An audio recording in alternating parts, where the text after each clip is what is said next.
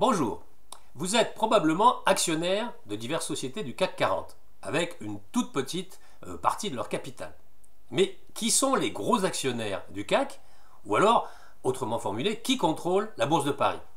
Selon la seconde édition de l'étude d'Euronext sur le profil des actionnaires du CAC 40 et du SBF 120, qui vient juste d'être publiée, trois grandes familles, les États français et norvégiens et quelques grands gestionnaires d'actifs, américains dont Vanguard et BlackRock, mais aussi français comme Amundi, occupent les premières places et se partagent la plus grande part du gâteau. La part des familles et fondateurs a augmenté en un an, passant de 10% à 11,2% fin 2017, ce qui représente 167 milliards d'euros. C'est une photo des actionnaires à fin 2017, car évidemment, ça prend du temps d'aller vérifier, contrôler dans les rapports annuels et tous les documents officiels les participations.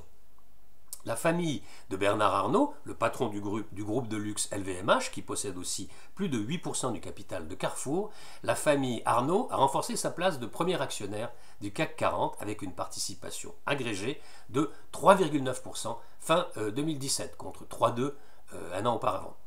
LVMH est redevenue la première capitalisation française à l'automne dernier, détrônant Total.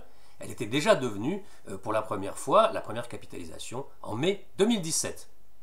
La famille Bettencourt-Meyers, héritière du fondateur de L'Oréal, contrôle environ le tiers du géant des cosmétiques, c'est la troisième capitalisation française, et 2,3% du CAC 40. Enfin, la famille Pinault, qui se hisse à la 7e place, contrôle via le groupe Artemis plus de 40% du capital de Kering, c'est l'ex-PPR, et aussi 1,4% du CAC 40. Globalement, la part des familles est encore plus importante dans les entreprises du SBF 120, elle monte à 13,7% et même à 20,3% si l'on exclut celle du CAC 40. Alors, juste derrière les grandes familles, eh bien, on trouve les États qui ne sont pas en reste. L'État français détient 2,7% du CAC et l'État norvégien qui possède le plus gros fonds souverain au monde, qui pèse environ 1000 milliards de dollars, eh bien la Norvège, avec bien sûr des participations dans diverses sociétés du CAC, arrive à la 6e place avec 1,6% du capital des stars de la Bourse de Paris. Au 4e rang, les gestionnaires d'actifs américains, Vanguard et le new-yorkais BlackRock, restent au coude à coude, avec 2% du CAC pour Vanguard et 1,9% pour BlackRock.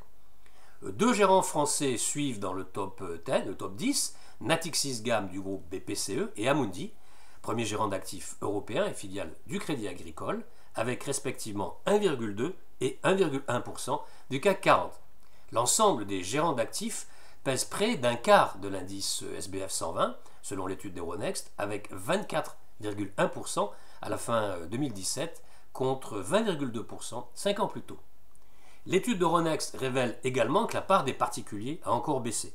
J'ai souvent eu l'occasion d'évoquer le recul de la part des investisseurs particuliers dans des vidéos en bourse. La part des particuliers passe de 5,3% fin 2016 à 4,6% fin 2017. Des statistiques à méditer. D'ici là, je vous souhaite de bons trades et comme d'habitude, je vous dis à bientôt pour de nouvelles news du chalet.